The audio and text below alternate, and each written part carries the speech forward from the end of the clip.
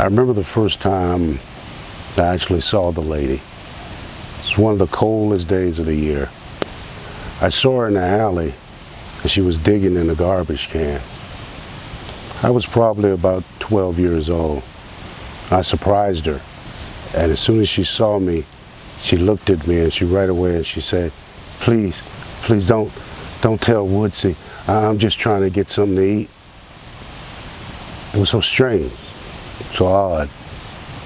I remember I asked my mama about it and she said, in essence, people have the right to live any way they want to. The next time I saw the lady, she was in Mr. Woodson's backyard and she had a chain around her neck. And I saw her scratching at the door, beating on the back of the door, and she was saying, please Woodsy, I'll be good, please let me back in. And again, that was really strange, and I mentioned it to my mama. And she said pretty much the same thing again. People have the right to live any way they want to.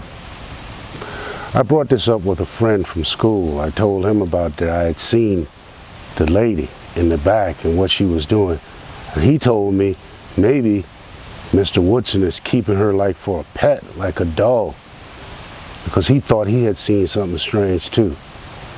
And we went to his mama and pretty much said the same thing I told my mama, but she said pretty much the same thing.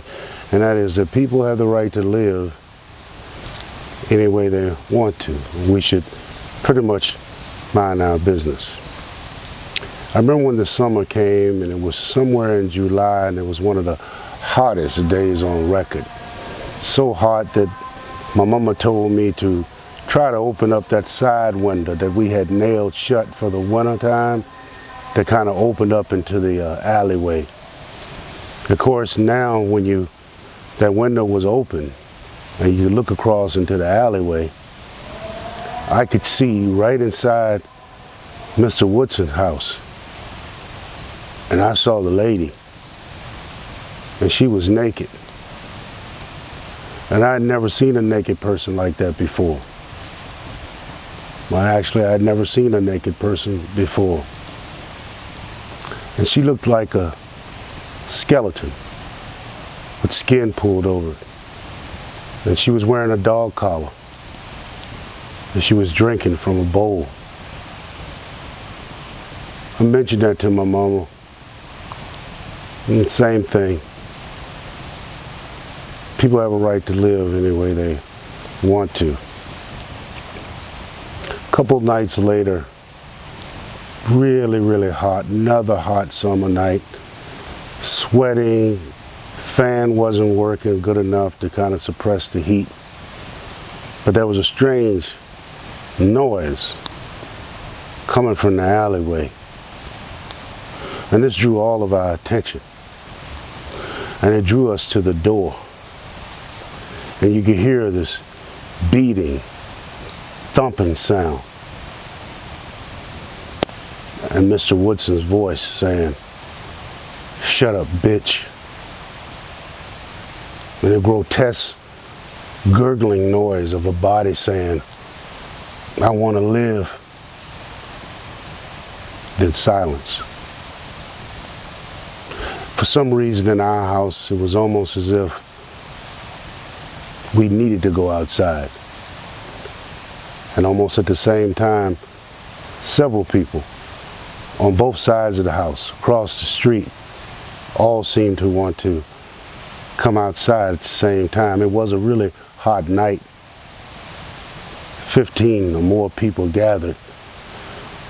And there in front of the house was the lady laying on the ground.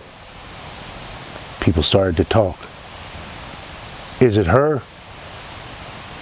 Who's she? Who that is? Oh, that's that lady. That's that lady that live over there. Is she dead? Is she alive? Touch her. No, don't touch her. Her body was soft and it got stiff. And then it got soft again. And somebody decided that maybe we've lived out here long enough. We've seen enough things. Maybe it's time to go inside.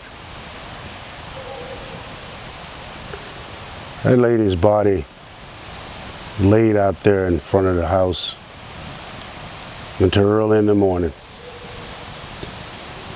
No police were summoned. Nobody asked us what happened. I'm not sure what killed that lady.